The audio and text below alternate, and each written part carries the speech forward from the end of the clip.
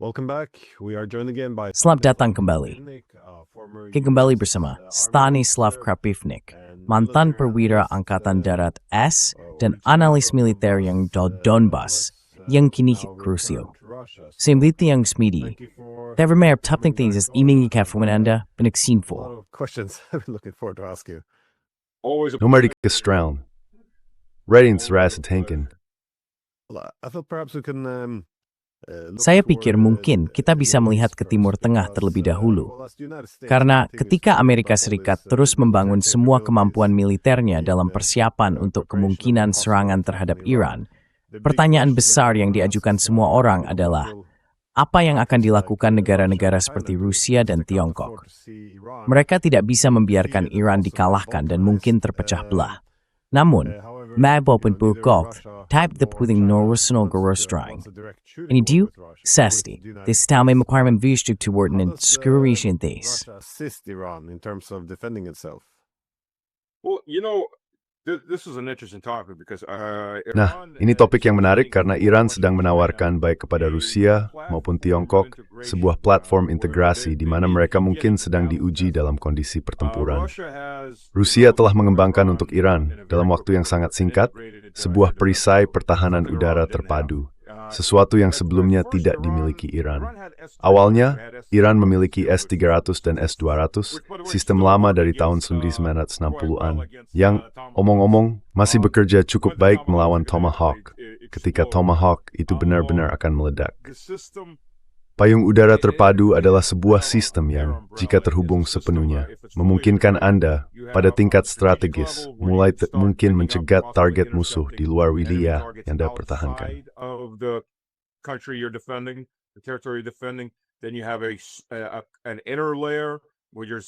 Lalu ada lapisan dalam, di mana pertahanan mulai dilakukan pada tingkat strategis di dalam negeri. Setelah itu ada tingkat medan pertempuran, kemudian tingkat lokal, dan akhirnya pertahanan titik. Pansir berada pada tingkat lokal. Igla atau sistem Amerika apa namanya lagi, ya, manpads yang ditembakkan dari bahu. Itu digunakan untuk pertahanan titik, garis pertahanan terakhir. Jika sesuatu berhasil menembus semua lapisan, jadi muncul sangat dekat, seperti drone atau helikopter yang tiba-tiba muncul, maka digunakan pertahanan titik.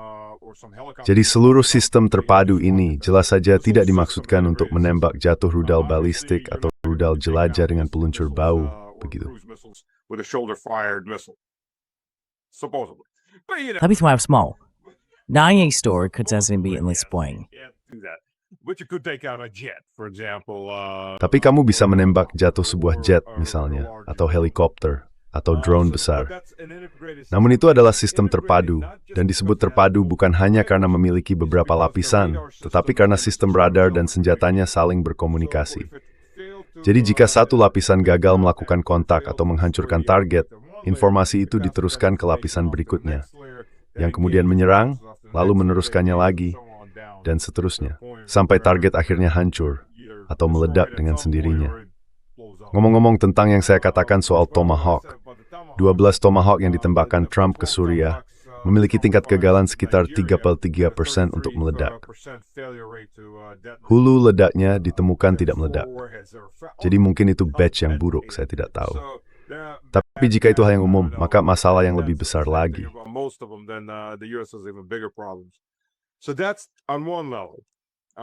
Jadi itu di satu sisi, ditambah dengan sistem radar yang menyertainya.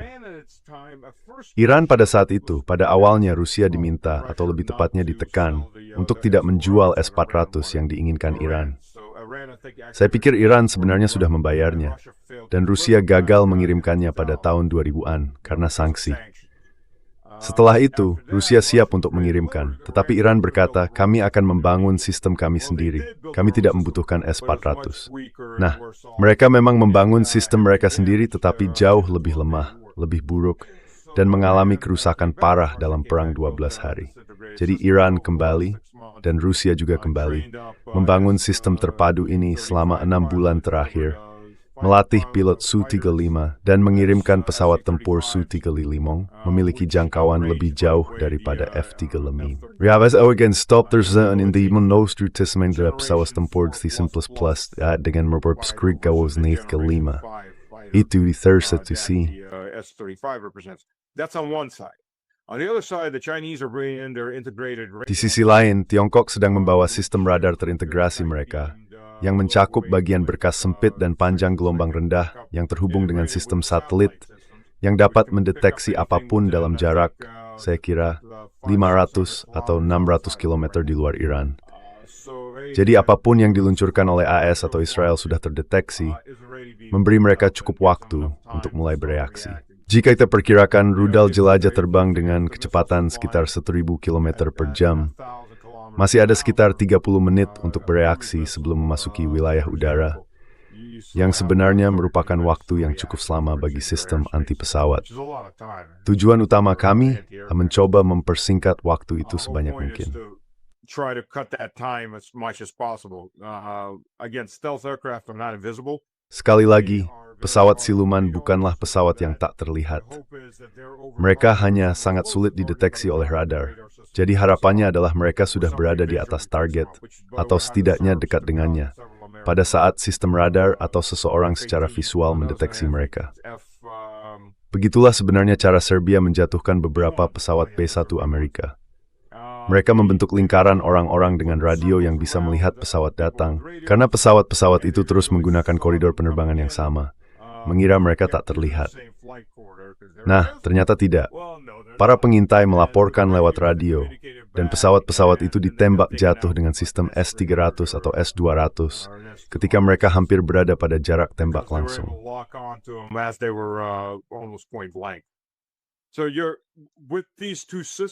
Jadi dengan dua sistem ini, sistem Soviet atau dulu Soviet sekarang Rusia, dan sistem Tiongkok yang terintegrasi, kita mungkin sedang menyaksikan sintesis dari sesuatu yang jauh lebih kuat.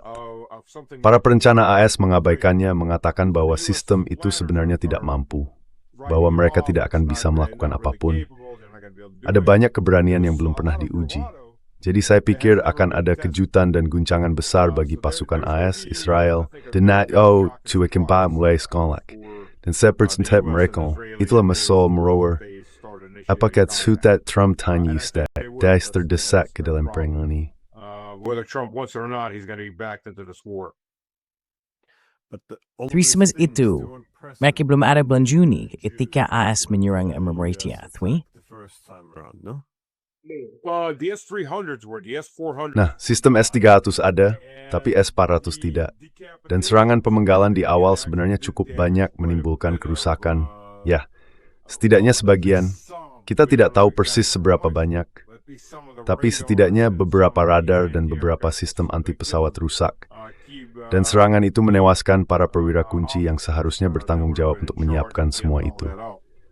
Selain itu, sistem buatan Tiongkok dan sistem radar multifas juga belum ada saat itu. Jadi sudah semari di poa masuk menem buling stored growth dan diintegrasikan. Think they're here surprise that they're doing. Yuri ta hal giant notes and bekith sa after bridge gris kranya. When your life is on the line. So we'll see at that point just how integrated those. Jadi nanti kita akan melihat seberapa terintegrasi sistem-sistem itu sebenarnya. Tapi jika mereka memang terintegrasi seperti yang diperkirakan, satu hal yang akan terjadi adalah, ya kamu tahu, China, Rusia, dan Iran juga telah menandatangani aliansi trilateral. Jika integrasi ini berhasil, kita mungkin akan melihatnya di sepanjang wilayah perbatasan Rusia dan juga di wilayah perbatasan China. China menggunakan S-300, S-400, S-500, Rusia saat seri M50 yang sering, dan Rusia menggunakan radar buatan China, begitu juga Iran. Jadi ini bisa menjadi perubahan besar, sebuah sintesis dari dua sistem tersebut. Kita lihat saja nanti. Kita lihat saja. Two systems. We'll see. Yeah. Well, this is one of the strange Ya, things begini. that goes missing Ini in salah the satu hal aneh yang menurut saya hilang dalam. Ya, kamu mungkin melihat pidato Marco Rubio di Munich. Pidatonya sangat imperialistik. Maksud saya, dia mengeluhkan hilangnya kekaisaran Eropa yang dulu dengan bangga tersebar di seluruh dunia. Semua itu lenyap setelah Perang Dunia II. Namun, saya pikir itu agak aneh, karena asumsi dasarnya adalah bahwa kita tidak akan meminta maaf karena membuang semua aturan dan kepura-puraan liberal ini. Migrate that brace mouth music growth.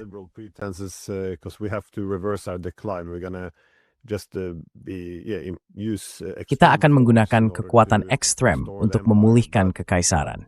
Andai saja sesederhana itu. Masalahnya, jika kamu memukul terlalu keras, jika kamu menjadi terlalu agresif, maka seluruh sistem internasional lainnya akan mulai menyeimbangkan diri secara kolektif melawanmu. Dulu orang menyebutnya mimpi buruk terburuk Kissinger, melihat Tiongkok dan Rusia bersatu. Tetapi dengan memasukkan Iran ke dalam campuran, ini tentu saja akan menjadi yang paling lemah dari ketiganya. Nilai ini menunjukkan puncak pertigaan besar Eurasia ini diapai. Pesta berbaur segi gagasan ini, bahwa jika kami membuang semua hambatan dan mengejar kekaisaran, maka asu handik full. No mandikus tumrizi wangtin. It seems not well thought through. It's worse than that, Glenn. It's worse than Lebih buruk dari itu, Glenn. Lebih buruk dari itu. Pertama-tama, ada pemain kecil yang terlibat. Ada juga Belarus, tentu saja, dan Korea Utara. Korea Utara memiliki kemampuan nuklir, meskipun kalau dipikir-pikir, mungkin juga ada Kamboja, yang jauh lebih dekat dengan Korea Utara. Mungkin juga, maaf, yang satu lagi, Thailand. Negara mana yang memulai permusuhan? Thailand sebenarnya, menurut saya, belakangan ini berada di bawah bimbingan Amerika. Sebuah ketenangan ya, Vietnam, kalau kita mulai menelusuri ke arah itu. Jadi ya, Turki juga tidak terlalu senang dengan kita. Mereka tidak menginginkan para pengungsi. Mereka tidak ingin Iran dihancurkan. Mereka mungkin bukan sahabat dekat, jauh dari itu. Tetapi mereka tidak menginginkan kekacauan yang akan terjadi, terutama di perbatasan mereka sendiri. Dan ada negara-negara lain yang terlibat. India saat ini memiliki hubungan yang buruk.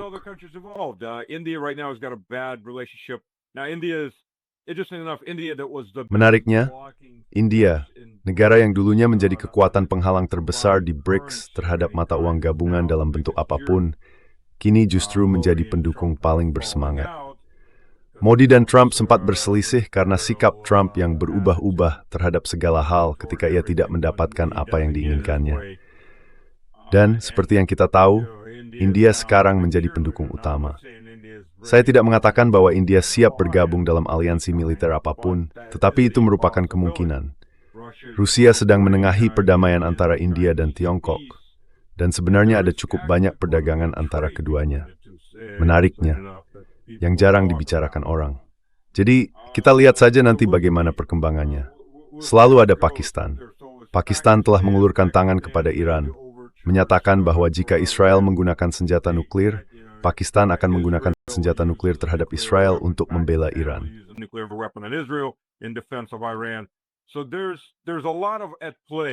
Jadi ada banyak hal yang sedang dimainkan, bukan hanya menghitung 3 hal itu. Ada banyak isu lain yang benar-benar bisa mengubah pandangan secara signifikan. Dan kamu benar sekali, tidak ada yang suka dengan penggertak besar. Kecenderungan internasionalnya adalah, kalau seseorang menyerangmu, 1 orang, 2 orang, 3 orang, semua orang berpikir, kamu tahu, mungkin kita yang berikutnya, saatnya menyeimbangkan kembali. Dan ketika seseorang seperti Rubio, apa yang aku sebut pidato seruan untuk membangun kembali imperium, pada dasarnya mengatakan bahwa seluruh peradaban barat, satu-satunya hal yang pernah dicapainya yang layak dihargai adalah imperium. Itulah yang bisa kamu tangkap dari pidato itu. Tidak ada hal lain dalam peradaban barat selain imperium. Kejayaannya adalah imperium. Nah, kamu tahu, ada beberapa masalah di situ. Pertama-tama, untuk memahami dari mana asal pandangan Rubio, kamu tahu asal-usul keluarganya.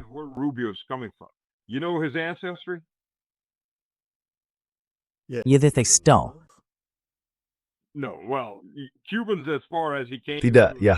Sejauh yang saya tahu tentang Cuban, ayahnya lahir di Kuba. Tapi itu bukan keturunan, itu hanya, sesuatu yang masih baru.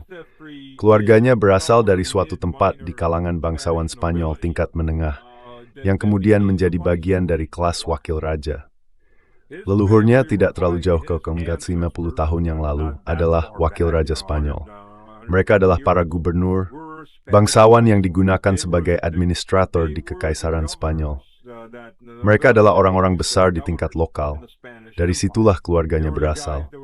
Dan sebagai seseorang yang keluarganya juga berasal dari kalangan bangsawan, dari pihak ibu saya, ayah saya tidak sama sekali, justru dari sisi yang berlawanan, kita belajar tentang siapa leluhur kita.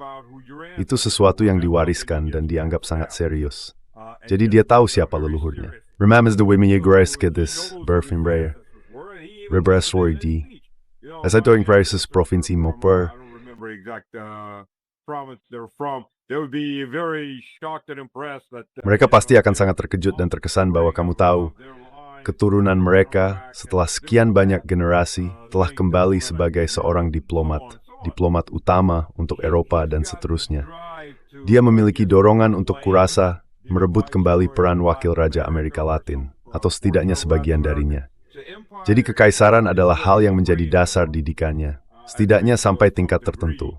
Meskipun ayahnya melarikan diri dari Kuba karena Batista, bukan karena Castro. Keluarganya pindah ke Miami 4 tahun sebelum Castro berkuasa. Itu bukan hal yang dia ceritakan kepada orang-orang, tetapi itulah yang tercatat secara historis. Jadi seluruh cara berpikirnya adalah tentang kekaisaran. Kamu sedang berhadapan dengan seseorang yang percaya bahwa kemenangan peradaban Barat adalah kekaisaran, menjajah dunia ketiga. Kamu tahu, para leluhurnya adalah orang-orang besar yang duduk di atas para petani kotor dan malang. You American have recurred at last, and bring enough of strength through low spell regjud. You all mate is named may sangat me, sampai hari ini. very heavily influencing him to this day. Yeah, no, I thought that part was, yeah. Ya tidak, saya pikir bagian itu. Ya bahkan dengan segala kesalahannya. Maksud saya, peradaban Eropa telah mencapai banyak hal. Dan saya setuju bahwa ada sedikit kemerosotan, terutama dalam hal kesopanan dan moralitas setelah Perang Dunia Kedua. Tapi untuk mereduksi peradaban Eropa menjadi kami punya kekaisaran, begitulah dulu, dan itu yang harus kami miliki kembali. Itu menarik dan juga sangat menggambarkan pandangannya. Tapi mengenai konferensi keamanan Munich, bagaimana menurutmu hubungan Rusia dan Eropa bisa berkembang? Possible relationship between Russia and the Europeans going, I guess, further down a dark road. Saya rasa ini semakin menuju ke jalan yang gelap, karena saya melihat Kanselir Merz mengemukakan argumen itu di Munich. Ia berkata, kita telah, dan sekali lagi, ia menekankan kata kita telah memberlakukan kerugian dan biaya yang belum pernah terjadi sebelumnya terhadap Moskow. Maksud saya, sungguh luar biasa mendengar hal itu dari seorang kanselir Jerman. Anda juga mendengar komentar lain dari Perdana Menteri Denmark yang mengatakan bahwa kita tidak seharusnya lagi menghormati garis merah manapun, bahwa harus ada serangan mendalam ke wilayah Rusia. Tampaknya semua kepura-puraan bahwa ini hanyalah perang perantara perlahan-lahan menghilang, dan semakin banyak pembicaraan tentang perang langsung. Apakah Anda melihat sesuatu di Cakrawala? Maksud saya, bagaimana suasananya ketika mereka mendengar hal ini di Rusia, di kalangan politik, militer, atau masyarakat umum dalam hal ini? Or the public for that matter. Well, you know, the military's job is to take every threat. Ya, seperti yang Anda tahu, tugas militer adalah menanggapi setiap ancaman dengan serius dan terus-menerus merencanakannya. Tugas politisi adalah menentukan apa yang benar-benar merupakan ancaman dan menetapkan arahan yang sesuai. Pada titik ini, saya pikir, setidaknya dari apa yang saya dengar dari banyak politisi dan dari pihak militer, saya sudah mendengar hal ini sejak awal tentu saja. Dan saya sendiri juga mengatakannya. Ads testosteron menread kader bereninda, itepli dangisrus. Yimbarkim into the read meaning the berta, into landstem being bukiesko. Istapi maxim minit. Dem enis house memerki, brad terp merlitat, alain beneath and in kutua. And the desire to do it. Now, having said that, Nah, setelah mengatakan itu, menurut saya yang sedang kita lihat adalah bahwa kelas politik mulai menyadari ya, orang-orang ini memang sebodoh itu. Dan orang-orang ini memang bodoh. Pertama-tama yang kita lihat adalah sebuah aristokrasi yang dimanjakan dan kawin sedara. Untuk sebagian besar yang memerintah Uni Eropa, aristokrasi yang sama seperti sebelumnya. Hanya saja sekarang berbentuk republik, bukan sesuatu yang lain. Bagian yang disayangkan adalah bahwa ketika mereka masih berupa monarki sejati, mereka memiliki kendali yang lebih baik atas para idiot mereka, seperti para Perdana Menteri ini, dibandingkan sekarang. Sekarang, sebagai republik, yang terburuk dari yang terburuk bisa naik ke puncak, terutama dalam sistem tertutup yang tidak memungkinkan adanya persaingan nyata, dan menjalankan negara, yang jelas membuat keadaan semakin buruk. Saya seperti have a city republik tersebut is blinking runder. as republics tend to do in the end before they die. And all republics die. Let's not. Dan semua republik akan mati. Ini adalah gelombang ketiga atau keempat republik besar di dunia, dan semuanya mati, biasanya dalam waktu 200 tahun. Mereka mati karena jenis orang seperti ini. Sistemnya menjadi benar-benar korup. Dan kamu tahu, secara kasar bisa dikatakan emas tenggelam, kotoran mengapung ke atas. Begitulah cara sistem-sistem ini bekerja. Mereka pada dasarnya adalah kontes popularitas, dan biasanya orang yang paling populer bukanlah yang paling cerdas. Mabstorge, sistem senikultur, senitu tembela mau kamu populer dan like that. Kamu mendapatkan kekuasaan, kenalau berada di cercuran ini. Star ada bearing goas before. Blocked off paths for anybody else. Well, Romania is a good place to start. Ya, Rumania adalah tempat yang bagus untuk memulai, tahu kan? Tapi ada satu hal menarik. Departemen Luar Negeri AS menyatakan bahwa Ursula von der Leyen telah memanipulasi 8 pemilu di Eropa. Bukan hanya di Uni Eropa, tapi di Eropa secara umum, karena dia melakukannya 2 kali di Moldova. Jadi Uni Eropa sedang menjalankan bisnis manipulasi pemilu. Aku tahu, mengejutkan. Tak ada yang menyangka hal ini, terutama setelah Rumania, ya Tuhan. Tahu kan, itu jelas-jelas pemilu yang adil, ya, dengan kandidat yang salah. Pemilu tidak bisa mempertahankan kandidat baru berkuasa. Jadi ya, kamu sedang melihat orang-orang yang sama sekali tidak punya konsep tentang perang.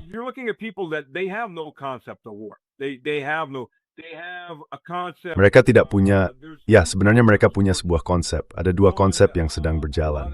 Pertama, banyak dari orang-orang ini, leluhur mereka adalah Nazi sejati. Maksud saya, bahkan jika kamu lihat kepala Emmy ini, saya lupa namanya. Kakeknya adalah seorang Nazi Ukraina dan pembunuh massal yang merupakan penjahat perang buronan, seperti kotak surat Inggris. Tidak mengejutkan sama sekali. Dan sekarang cucunya mewarisi warisan itu. Saya yakin warisan itu bukan warisan genetik, tapi warisan keluarga. Saya yakin dia telah diberitahu tentang semua kejayaan kakeknya, bahwa mereka harus melanjutkannya. Dan hal yang sama berlaku bagi banyak orang seperti mereka. Jika kamu mulai menelusuri latar belakang keluarga mereka, mereka bukan hanya anggota Wehrmacht biasa. Sebagian besar dari mereka bahkan bukan hanya perwira Wehrmacht. Mereka adalah anggota SS, Nazi sejati dengan kartu keanggotaan.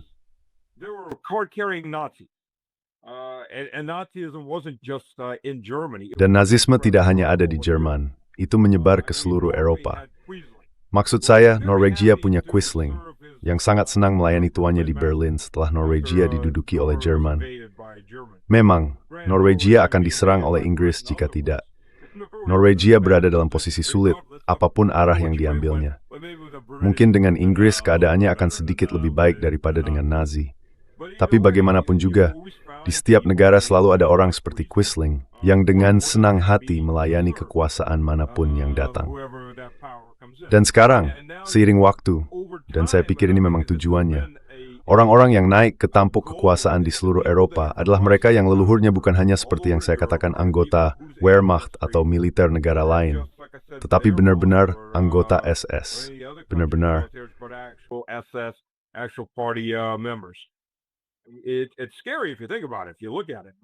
Menakutkan kalau dipikir-pikir, kalau dilihat secara realistis di banyak negara ini. Ada orang-orang yang marah, mereka ingin balas dendam. Balas dendam terhadap Rusia. Mereka tidak punya konsep tentang dinas militer, tidak punya konsep tentang perang. Setidaknya bisa dikatakan bahwa Hitler tahu apa itu perang dari Perang Dunia I sebagai kopral. Apa yang Merz tahu, apa yang Scholz tahu, apa yang orang-orang ini tahu, mereka tidak pernah mengenakan seragam. Atau kalaupun pernah, seperti Graham, dia berdarah hitam for menyadar Jack. Jadi dia mau mengiyain seragam Thorn DC yang sport Torth tidak berbation survey.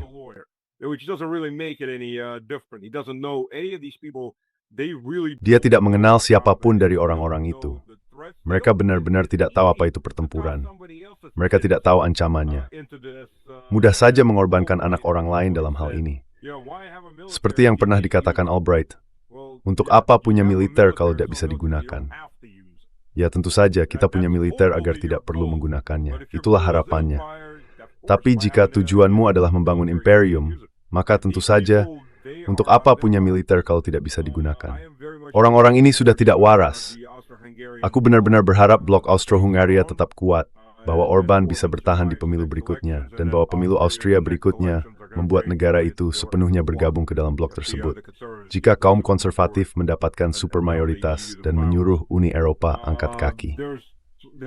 Ada sebuah pasal, kalau tidak salah Papberat 17, pasal pertahanan bersama untuk Uni Eropa. Rupanya, von der Leyen memberikan pidato romantik semalakan mendorong menggerakkan Ukraina masuk ke Uni Eropa pada tahun 2007. Terkait semua hing stela Jerusalem membeni Ukraina.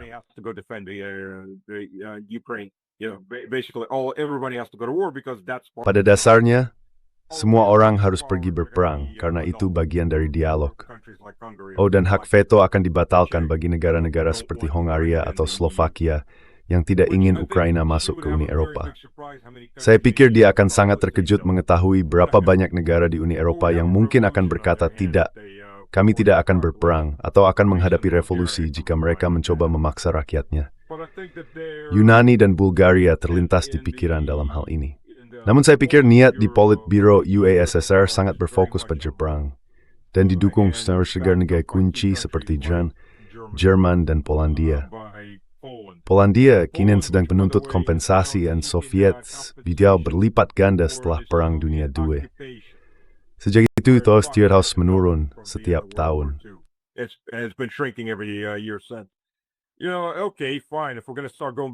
Kau tahu, baiklah, terserah.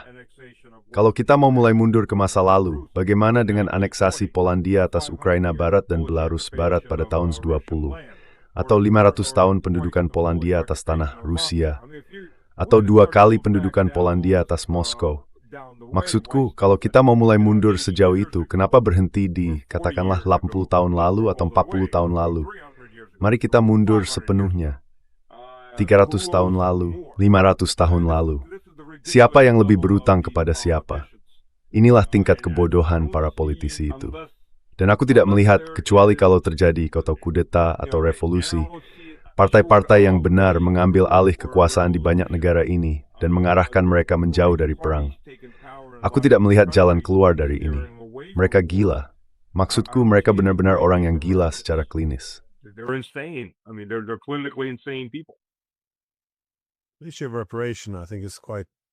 Masalah reparasi, menurut saya, cukup merugikan. Saya mengerti gagasan di baliknya, menyelesaikan urusan dan semacamnya. Tetapi begitu Anda menciptakan insentif ekonomi untuk tidak membiarkan masa lalu berlalu dan mulai mencari keuntungan darinya, itu menjadi racun bagi diplomasi. Akan selalu ada insentif untuk memanfaatkan keluhan masa lalu. Dan tentu saja, hal ini sangat politis. Hal itu tidak akan terjadi jika bukan karena konflik yang sedang berlangsung. Tapi poin yang Anda sampaikan tentang penilaian ancaman itu bagus. Penilaian tersebut didasarkan pada kemampuan dan niat. Jadi jika Anda menunjukkan niat bermusuhan tanpa memiliki kemampuan, menurut saya kebodohan tentang logika.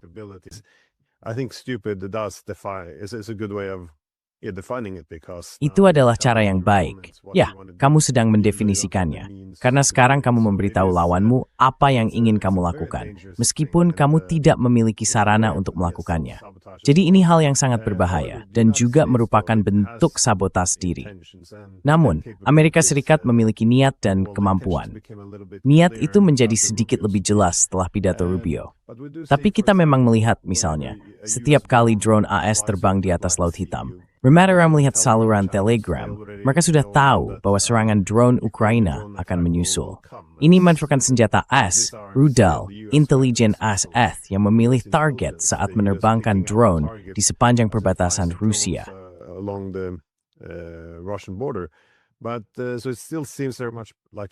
Jadi, ini masih tampak sangat seperti perang Amerika Serikat. Lalu, bagaimana Anda melihat hal ini memengaruhi pembicaraan antara Amerika dan Rusia sekarang?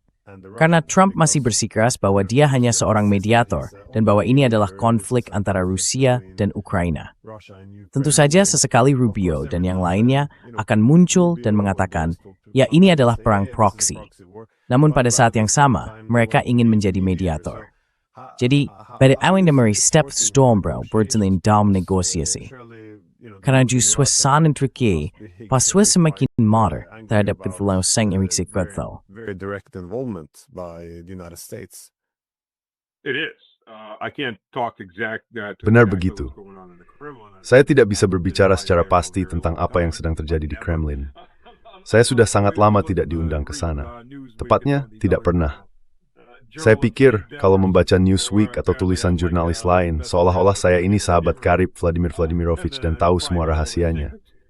Tapi ya, saya sering kali mengetahui hal-hal baru tentang diri saya sendiri ketika membaca semacam fiksi murahan seperti itu. Namun kenyataannya, Tegemesh Lavrov muncul, Titilin Armand the Vreseling Mengroekst, Yuersorek Gul, and the Spellergis Eterbicine. Ini tercubujun bul, Ndri Intuskan. a dead end and something needs to be decided. I think the Russian Menurut saya, kesabaran Rusia dan Vladimir harus dicatat dalam buku Zen. Kamu tahu itu legendaris. Maksud saya secara pribadi, saya sudah akan menyerang, setidaknya dengan semacam pukulan persiapan sebagai peringatan. Amerika Serikat pertama-tama, negosiasi ini tidak ada gunanya. Mari kita mulai dari situ. Ini benar-benar teater kabuki. Mereka tidak menuju kemanapun dan tidak akan kemanapun. Negosiasi tidak pernah dilakukan seperti ini. Seperti yang sudah saya katakan, Redas, make or mercy a McDonald's that is a negosi. McDonald's drive-through, fast food drive-through of negotiation. You know, you're not getting real food, you're getting crap. Kamu tidak mendapatkan makanan yang sebenarnya. Kamu mendapatkan sampah plastik pada dasarnya. Itu sama saja dengan apa yang kamu dapatkan dari negosiasi ini. Menurutku, pihak Rusia berpikir, mari kita bicara dengan pihak AS dan tarik mereka ke dalam orbit kita, karena kita bisa memiliki hubungan ekonomi yang saling menguntungkan. Nah, sejauh ini, 3 pengusaha yang terus terlibat adalah Jared Kushner, Wilcox, dan satu orang lagi, aku lupa namanya. Dia seorang besta interior nesar yurtikarik menyediko para First Fed AS. Dia baik nemortori di Moskow. He just showed up that the last time in Moscow. Widerstany fall. Maranya sedings and half-flakov N. But Tapi kamu tahu, menurutku maksudnya mungkin kita bisa sedikit melunakkan sikap orang Amerika, karena kita bisa menjalin kesepakatan bisnis bersama. Sekarang, satu hal yang tidak diinginkan Trump adalah perang yang berkepanjangan, yang bisa saja berubah menjadi perang roket di Iran. Dia tidak ingin pasukan AS tewas ribuan atau bahkan ratusan setiap hari dalam perang skala penuh seperti yang sedang diperjuangkan Ukraina. Itu tidak akan bertahan lama di AS. Because petit armings langsing. Mereka semua mereka akan memiliki stadi bistuder for Amerika dan bazikin sejako menutupi semua petidaman dan tasel racing a stronger holiday.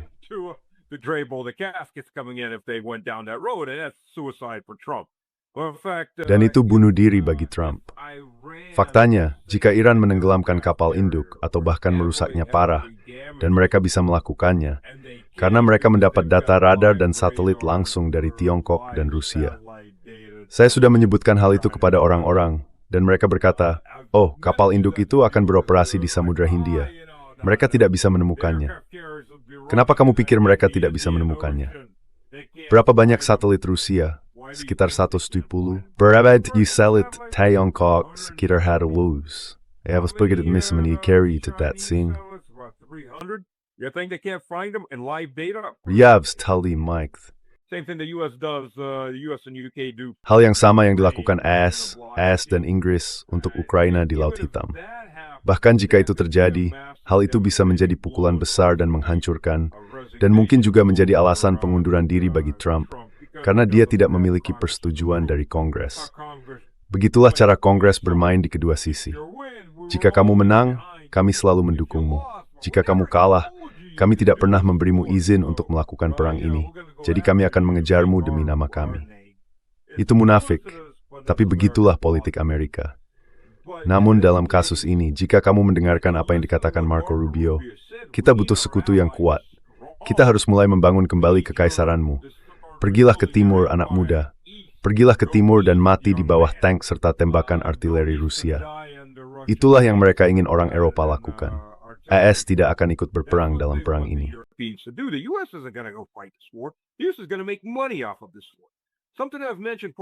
AS akan menghasilkan uang dari perang ini. Sesuatu yang sudah sering saya sebutkan. Tahukah kamu apa yang orang Amerika sebut Perang Dunia II? Perang besar. Bukan karena ukuran yang besar, tetapi karena perang itu sangat menguntungkan bagi Amerika. Perang Dunia II mengangkat Amerika keluar dari depresi besar dan membuatnya kembali bangkit secara ekonomi. Dan karena semua pihak saling menyerang, tergantung siapa yang kamu tanya tentang kapan Perang Dunia II dimulai. Bagi Rusia tahun 44, bagi Eropa tahun 39, bagi Tiongkok tahun 36. It's kind of suirig crazy. Asigisk fonoin ekonoin it's Rusia tegatan nasgani. Economic superpower on top of everything. It had, I think it was responsible like. Saya rasa negara itu menyumbang sekitar 50% dari PDB dunia pada akhir Perang Dunia II. Dan itu adalah perang besar. Mereka beralih dari masa depresi besar, kehilangan sekitar 10% dari populasi, menjadi kekuatan ekonomi dunia secara tiba-tiba. Mungkin bukan kekuatan militer, bukan kekuatan utama, karena pada saat itu juga sudah besar, tetapi secara ekonomi mereka adalah kekuatan super. Jadi, artikel pertama yang saya baca, kalau tidak salah di Foreign Affairs, itu tahun 1999, yang mengatakan, kita membutuhkan perang besar lagi. Kita membutuhkan perang besar di Eropa. Dengan begitu, kita bisa menghapus utang, menjadi kreditur, dan membangun kembali Eropa.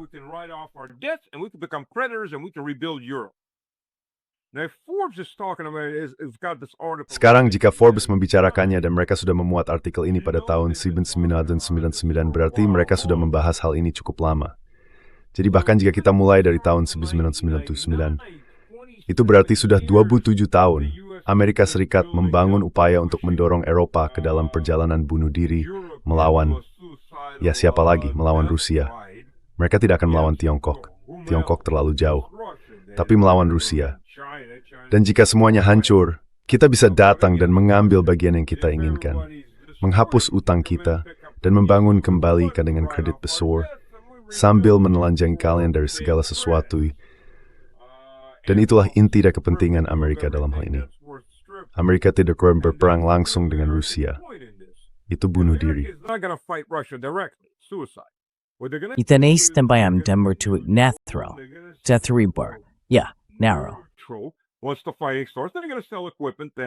Begitu pertempuran dimulai, mereka akan menjual peralatan dan bahan bakar kepada orang Eropa di bawah bendera Amerika. Jika Rusia menenggelamkan kapal utama Amerika, itu berarti perang besar benar-benar dimulai. Mungkin perang nuklir. Rusia sedang berperang dengan Eropa. Kamu tahu, semua orang kecil itu terbunuh, dan kita akan menghasilkan uang dari mereka nanti. Dan orang-orang, ketika orang mendengar ini, seseorang akan berkata, tidak mungkin, mereka tidak sejahat itu. Betul. Itu adalah orang-orang Epstein. Risini des Twitter beritek lemang anak-anak bank sendiri. Maksudku for your bersol bank garden orang seperti ini. Itulah intinya. It's the bottom line. Where are we going to make best ends with? Kemana kita akan mendapatkan hasil terbaik? Berapa banyak yang harus kita korbankan? Mereka bukan orang sungguhan, tapi mereka milik kita. Dan dengan kita, aku bahkan tidak bermaksud orang Amerika. Maksudku kelompok kita sendiri. Inilah orang-orang yang mengatakan bahwa kita perlu memangkas jumlah manusia hingga 500 juta dari kelas emas. Tapi sebenarnya kelas emas itu akan menjadi 500 juta orang, lalu mungkin 20-30% yang berpendidikan dan melayani mereka, dan sisanya akan menjadi rakyat jelata. Maksudku, inilah orang-orang yang mendorong gagasan-gagasan ini. Percayalah, mereka menginginkannya. Mungkin mereka belum memiliki kemampuan untuk melakukannya saat ini, tapi jika mereka terus mengatakan bahwa mereka menginginkannya, mereka memang menginginkannya. Inilah yang benar-benar ada di dalam jiwa mereka. Mereka masih memiliki semuanya.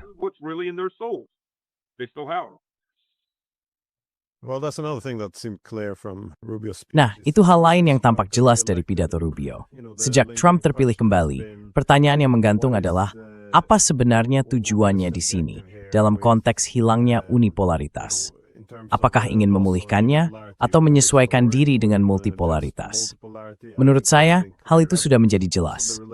Lalu hubungan dengan Rusia, apakah tujuannya mengakhiri konflik yang sudah berlangsung selama 1 abad ini, melemahkan Rusia, atau menyerahkannya kepada orang Eropa? Saya rasa hal itu juga sudah diputuskan. Tapi tidak, Yang muncul justru mungkin niat yang lebih gelap terhadap Eropa.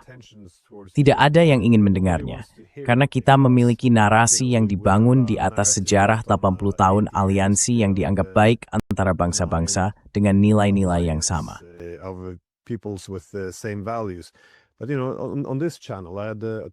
Tapi di saluran ini, saya sudah 2 kali menampilkan Harald Kujat, mantan kepala angkatan bersenjata Jerman, yang bahkan pernah memegang salah satu posisi tertinggi di dalam NATO. Kamu tahu, dia berpendapat bahwa bukan hanya NATO yang memprovokasi perang, tetapi juga bahwa AS dan Inggris menggagalkan upaya perdamaian, baik di Minsk maupun di Istanbul. Yang paling menarik bagi saya adalah dia juga mengatakan bahwa sebagian alasannya adalah untuk merusak Jerman, bahwa mereka menguras semua sumber daya dan industri dari Jerman. Jadi, melemahkan Jerman dan memperkuat diri mereka sendiri. Maksud saya, kedengarannya gila, karena tidak pernah ada orang yang menyuarakan pandangan seperti itu di program berita.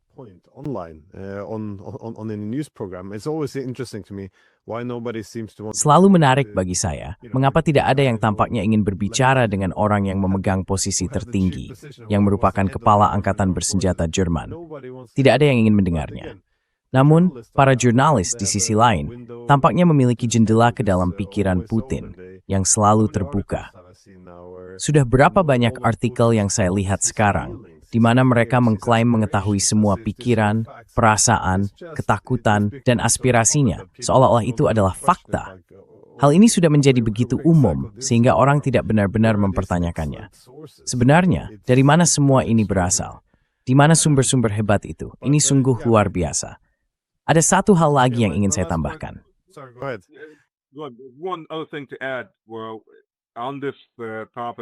Tentang topik hubungan yang katanya bersifat baik antara Amerika dan khususnya Eropa Barat dan Tengah, saya hanya punya satu hal untuk dikatakan, Operasi Gladio. Dan kalau ada yang belum tahu apa itu Operasi Gladio, silakan cari sendiri. Itu adalah pasukan Stay Behind. Maksud saya sudah tahu tentang Operasi Gladio sejak awal. Saya pernah melakukan wawancara dengan Kolonel Towner. Dia adalah kolonel angkatan udara yang sudah pensiun, dan dia sangat mendalami hal itu. Maksud saya sudah menulis beberapa artikel tentangnya. Jadi saya cukup tahu banyak. Tapi dia berada di tingkat yang sama sekali berbeda. Dan tahu kan, sebaiknya kamu undang dia suatu saat untuk membahas hal itu. Luar biasa jumlah terorisme, pembunuhan, kendali-kendali politik yang terlibat.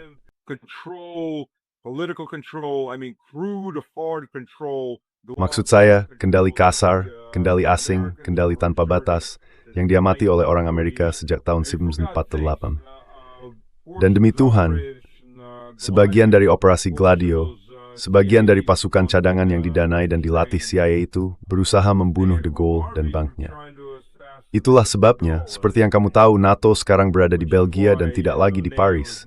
Karena mereka mencoba membunuh De Gaulle ketika ia sedang berusaha bernegosiasi dan menyingkirkan Aljazair. De Gaulle cukup cepat menyadari, meskipun ia sama sekali bukan seorang kiri, bahwa jika Prancis mempertahankan Aljazair, negara itu hanya akan dibanjiri oleh orang-orang yang pada akhirnya memang terjadi setelah masa pemerintahannya, karena mereka membuka perbatasan. Tapi ia sudah melihat apa yang akan terjadi, seperti apa Prancis akan menjadi.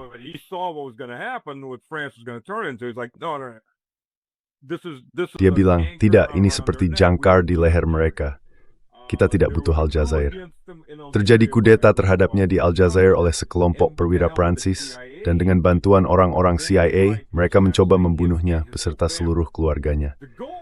De Gaulle menanggapinya secara pribadi, membasmi orang-orang itu. Maksud saya, kampanye pemusnahan total terhadap musuh-musuhnya. Lalu dia menyuruh NATO angkat kaki dan keluar dari NATO. Karena itu, dia mendapat revolusi berwarna dan segala macamnya. Dan dia nuangti kembali dalam bentuk emas, bukan dolar Amerika. Urusan masa SMA itu akhirnya mendapat si revolusi berwarna akibat semua itu. Tapi intinya adalah, Amerika Serikat tidak ingin begitu dah melalui perwal.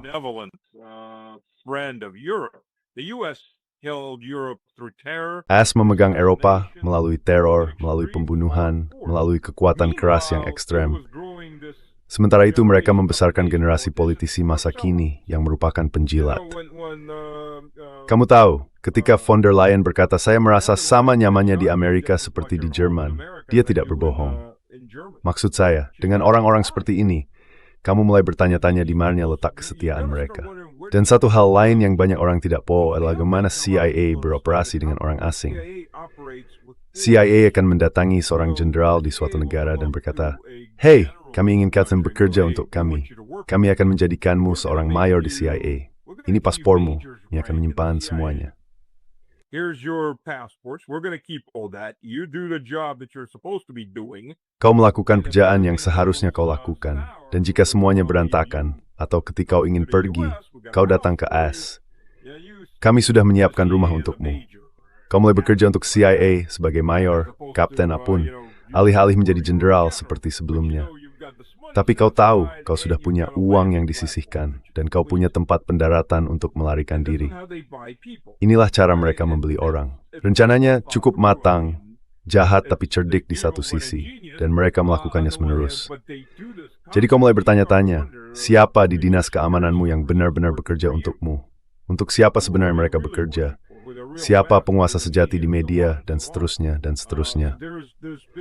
Telah terjadi korosi dan korupsi di Eropa Tengah dan Barat sejak pertengahan 1940-an, sejak akhir Perang Dunia II. Juga kiport zatuev demeantis pergangs keberfor, yaibetwis basgenat sembab de flaven stale dixekop maintaining in NATO, inside the Rubtran. NATO, which is just being formed. It officially came into being in 1949. Organisasi itu secara resmi berdiri pada tahun 1949. Dia hanya tidak benar-benar memahami bahwa organisasi itu dibentuk untuk menentangnya. Ya, bukan dia secara pribadi, tapi melawan Rusia secara umum, Uni Soviet, apapun sebutannya. Tapi kalau kamu ingin struktur perdamaian defensif di Eropa, ya itulah dia. Tahun 1948 adalah kesempatan utama. Tahun 1992 adalah kesempatan utama dengan Yeltsin. Tahun 2000 adalah kesempatan utama dengan Putin. Tapi mereka semua meminta untuk bergabung dengan NATO. Jelas tidak ada ketertarikan terhadap hal itu. NATO membutuhkan musuh. NATO perlu berperang. Kalau tidak, NATO akan berhenti ada. Itu beban biaya. Jadi siapa yang akan berperang? Sepertinya itu akan menjadi orang Amerika. Mereka sudah punya urusan dengan Tiongkok, kamu tahu. Jadi silakan orang Eropa, kembalilah ke Imperium. Imperium, majulah ke timur. Pergilah mati. Daripada dasisen work. Itu artipio Marco Rubio. That's Marco Rubio's speech in a nutshell. Nah, mereka juga punya hal seperti ini untuk para pemimpin politik. Saya tahu bahwa, sebagai Presiden Georgia yang akan lengser, begitu dia meninggalkan jabatannya, dia langsung mengambil posisi di McCain Institute, tempat yang cukup mengejutkan, dan pindah ke seluruh wilayah Amerika Serikat. Jadi ini hal yang umum, semacam rencana pensiun pasca karier. Tapi ini salah satu hal yang sangat mengganggu saya juga di Eropa. De Gaulle dianggap sebagai salah satu negarawan besar. Dia menyadari bahwa aliansi tidak berarti kepentingan yang identik, melainkan kepentingan yang saling tumpang tindih. Dan ketika kepentingan itu bertentangan, kamu harus membela negaramu sendiri. Tapi sekarang, kepentingan antara AS dan Eropa mulai berjarak.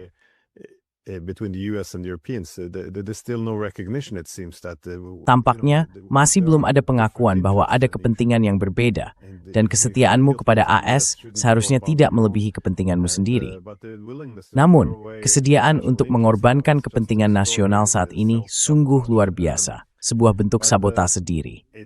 Menyaksikannya saja sudah menjengkelkan. Jika ingin berbicara tentang memulihkan kejayaan Eropa, mungkin memprioritaskan kepentingan nasional sebelum bermimpi tentang kekaisaran akan menjadi awal yang baik. Pertanyaan terakhirku sebenarnya tentang NATO. Negara-negara anggota NATO masih mendorong narasi bahwa Rusia mengalami kerugian besar dan hanya mencapai sedikit kemajuan di lapangan. Sekali lagi, aku tahu narasi perang itu dimaksudkan untuk menjual gagasan perang jangka panjang. Kita sedang menang, jadi mari lanjutkan perang. Tapi bagaimana kamu menilai situasi di lapangan dibandingkan dengan narasi-narasi tersebut?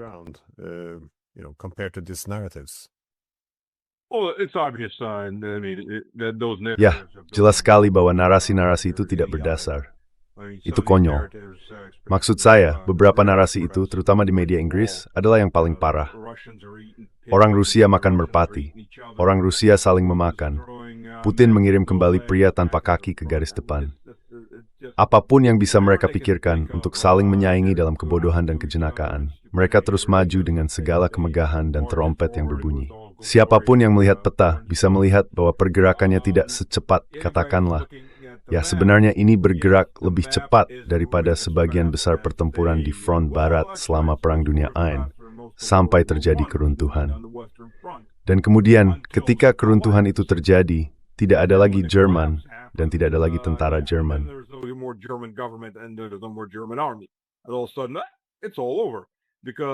Tiba-tiba saja, semuanya berakhir, karena sekarang kamu bisa begitu saja masuk. Sekutu Barat tidak pernah menjejakkan kaki di tanah Jerman sepanjang Perang Dunia I, sampai tentara dan pemerintah Jerman benar-benar runtuh. Setelah itu, mereka masuk dengan sangat sedikit halangan di depan mereka. Sekarang, tentara Ukraina mengerahkan apapun cadangan strategis yang mereka miliki ke wilayah sekitar Dobropilia di Zaporizhia. Dobropilia dan Donetsk adalah dua kota atau daerah yang berbeda. Mereka masuk dengan cukup keras dan cepat di utara, mungkin bahkan terlalu keras dan cepat, dan itu menarik. Mereka bergerak cepat, menembus garis pertahanan baru Rusia, sangat cepat. Tapi mereka kehilangan banyak prajurit dan peralatan, karena mereka cenderung tidak, kamu tahu, menghemat baik pasukan maupun perlengkapan mereka.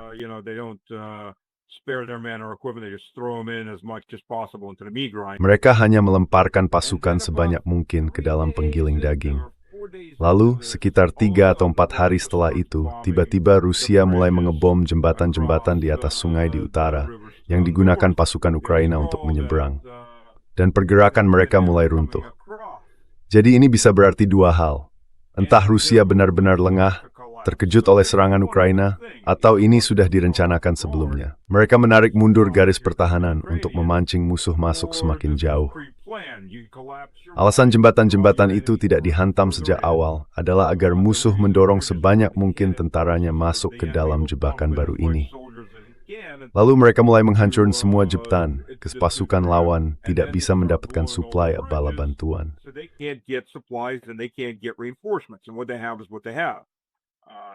Dan apa yang mereka miliki adalah apa yang mereka miliki. Lalu apa? Dalam 1,5 hari terakhir, atau sekitar itu, mereka mulai meledakkan jembatan. 2,5 hari yang lalu, 1,5 hari. Semua laporan tentang kemajuan pada dasarnya berhenti. Maksud saya, mereka masih membuat klaim, tetapi mereka tidak memiliki bukti video atau bukti lain tentang kemajuan tersebut. Sekarang Rusia sudah melakukan ini beberapa kali. Mereka membiarkan musuh tersedot masuk, lalu mulai menyerang dari sisi ketika musuh berada di zona tembak yang sudah dipersiapkan. Jadi mungkin inilah yang sedang kita lihat di sini. Selain itu, hanya ada beberapa serangan balasan lokal, biasanya untuk merebut kembali sedikit wilayah karena alasan tertentu, atau hanya untuk keperluan publisitas. Dan omong-omong, semua ini terjadi tepat sebelum konferensi Munich.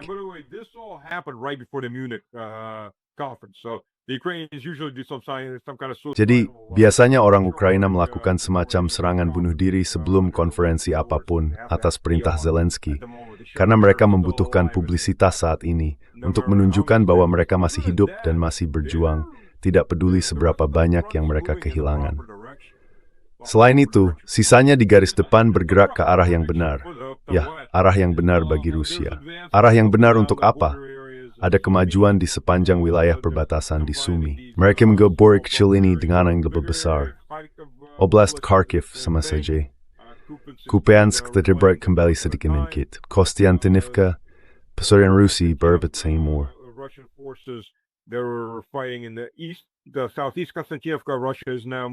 Di tenggara Kostiantynivka, pasukan Rusia kini telah bergerak ke bagian barat daya kota.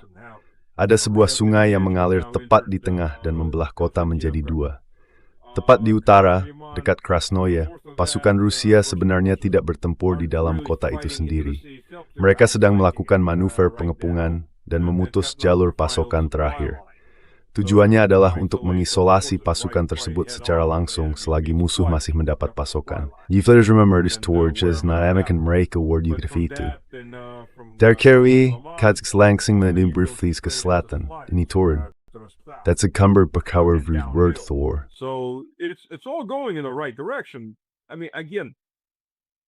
Maksud saya, sekali lagi, Lihat saja beberapa hal yang bahkan dikatakan oleh para jenderal ini, dan kamu pasti akan bertanya-tanya. Misalnya, perwakilan Bacon, yang merupakan pensiunan jenderal Angkatan Udara. Dia menyebarkan, kamu tahu, dari media Inggris yang mendapat informasinya dari Biro Intelijen Kiev yang katanya sangat jujur. Semua cerita tentang hantu Kiev dan gadis tank, bahwa Rusia kehilangan 27 orang untuk setiap satu orang Ukraina. Nah, pertama-tama, itu konyol dan omong kosong. Kamu tidak akan kalah sebanyak itu ketika kamu memiliki dominasi udara, dominasi artileri, dan dominasi persenjataan secara umum. Kedua, siapa yang sedang memaksa orang dari jalanan untuk ikut perang? Siapa yang mengalami 100.000 desersi hanya dalam 1,5 bulan pertama tahun ini? Kamu tahu, menurut pengakuan mereka sendiri, 90% pengganti mereka saat ini berasal dari pemaksaan seperti itu.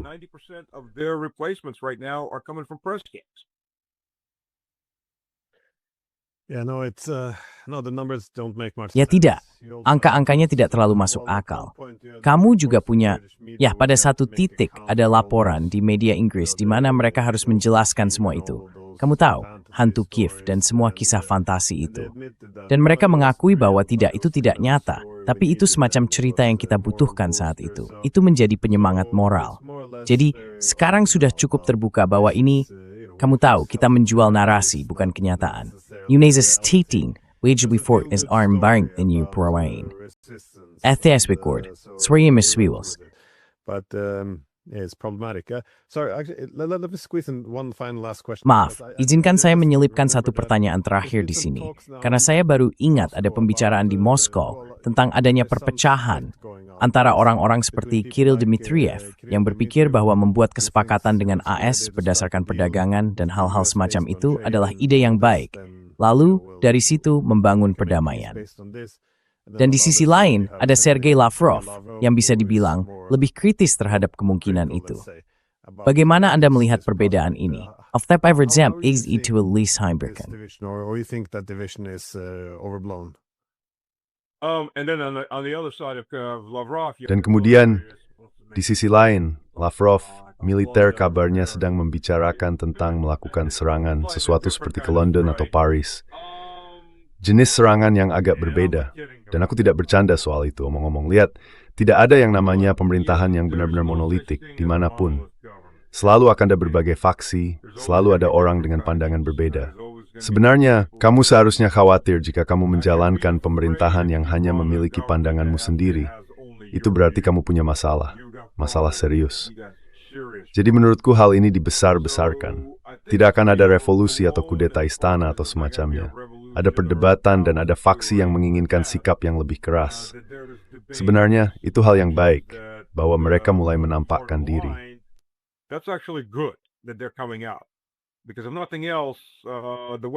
Karena kalau tidak ada hal lain, Barat perlu diingatkan bahwa satu-satunya hal yang buat mereka masih bernapas adalah kesabaran Putin. Dan kesabaran itu ada batasnya, suka atau tidak. Ia berada di bawah tekanan untuk berkata, sudahlah, selesaikan saja dengan cara keras tanpa menahan diri. Maksud saya, sejujurnya, kalau Rusia mau, mereka bisa mengubah kota manapun di Ukraina menjadi seperti Gaza atau Mosul dengan cukup mudah. Pesawat pembom berat yang benar-benar untuk pemboman besar-besaran belum dikerahkan. Mereka belum pernah digunakan sejauh ini. Itu omong-omong juga sesuatu yang tampaknya tidak dipahami oleh orang Eropa. Jika pertarungan dengan Uni Eropa atau NATO dimulai, semua batasan itu akan hilang. Tidak akan ada lagi alasan seperti, ya, tahu sendiri, itu wilayah kita dan semacamnya.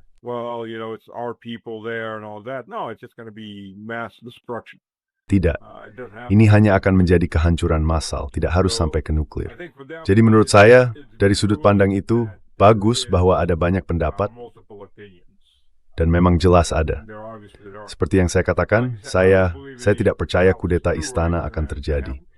Dan Barat sebaiknya berdoa sungguh-sungguh agar itu tidak terjadi. Karena kalau sampai terjadi, mereka akan mendapatkan mimpi buruk terburuk mereka. Mereka akan mendapatkan perang itu, dan mereka akan mati. Mereka jelas tidak mengerti apa yang sedang mereka mainkan. Tapi kita lihat saja nanti. Dan Barat sedang menekan negara-negara Eropa Utara di sekitar Laut Baltik.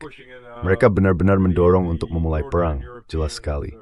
Oh, kami akan memblokir semua lalu lintas Rusia. Well, yeah, that's an act of war. So when, Ya, itu tindakan perang.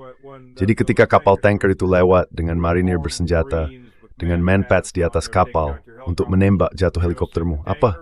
Kamu akan menenggelamkan kapal tankernya? Oke, itu tindakan perang. Dan ketika kapal itu dikawal oleh kapal perusak, terutama jika melintas di antara katakanlah Denmark dan Rusia, wilayah itu mudah dijangkau oleh penerbangan dan tembakan rudal Rusia, khususnya dari Kaliningrad. Ya, kamu akan segera terbangun dengan kejutan yang sangat buruk. Sejauh ini, mereka selalu mundur setiap kali militer Rusia muncul. Keberanian mereka seperti yang terjadi dengan orang Estonia ketika Su-35 muncul dengan persenjataan lengkap. Semoga jadi cuma anjing kecil yang menggonggong. Hopefully it's just a chihuahua barking. But if they decided there's a pack of chihuahuas, Tapi kalau mereka memutuskan bahwa mereka adalah sekawanan Chihuahua, kami besar dan garang, kami akan melawan beruang. Ya, para beruang itu akan mendapat makan malam. Chihuahua segar. Maksud saya, Estonia. Kalau kamu lihat Estonia, mungkin setengah dari populasinya adalah orang Rusia. Mengingat sebagian besar anak muda Estonia memiliki paspor Estonia dan telah meninggalkan Estonia meskipun mereka masih dihitung dalam sensus. Dan orang-orang Rusia, meskipun kota-kota seperti Narva telah menjadi bagian dari Rusia sejak abad pertengahan, mereka mendapat paspor yang bagus, tapi tidak bisa pergi kemanapun. Jadi mereka terjebak di sana. Jadi kalau kamu melihat tempat-tempat seperti itu, benarkah kamu ingin memulai keributan? Kamu sedang berurusan dengan orang-orang yang benar-benar bodoh. Kamu sedang berurusan dengan Kapten Estonia. Pernah lihat foto Kaja Kallas?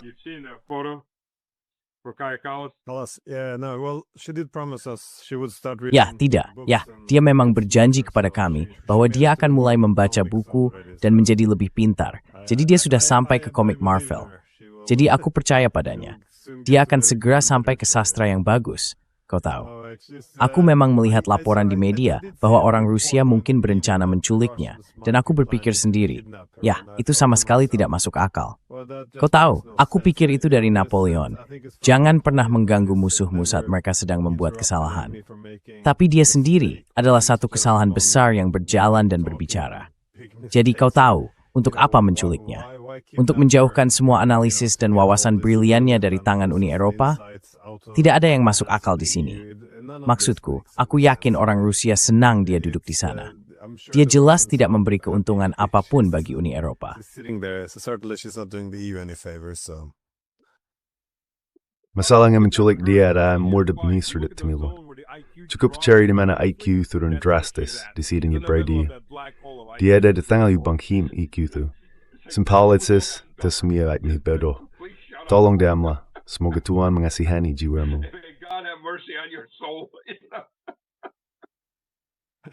Kadang sulit dipercaya bahwa ini nyata, tahu? Tapi ya, inilah siapa yang sekarang jadi kepala kebijakan luar negeri. Ini yang terbaik yang bisa kita dapatkan. Sangat aneh, karena di seluruh Eropa ada banyak orang baik, sama seperti di AS. Di sanalah ada orang-orang seperti Mearsheimer dan Stephen Walt. Maksud saya, mereka ini orang-orang cerdas. Dan akhirnya kita malah berakhir dengan orang-orang bodoh seperti ini. Sangat menyedihkan. Tapi ini agak kembali ke poinmu sebelumnya, bahwa sering kulais memang begitulah. Ya, saya justru mengapung ke permukaan. Ini bukan pertanda baik di zaman kita. Bagaimanapun, saya tahu kamu punya jadwal yang padat hari ini, jadi saya akan biarkan kamu pergi. Dan terima kasih banyak sudah meluangkan waktu. Baiklah, Insursi, Yumis Glendison selalu menyimasi. Jaga diri. Care.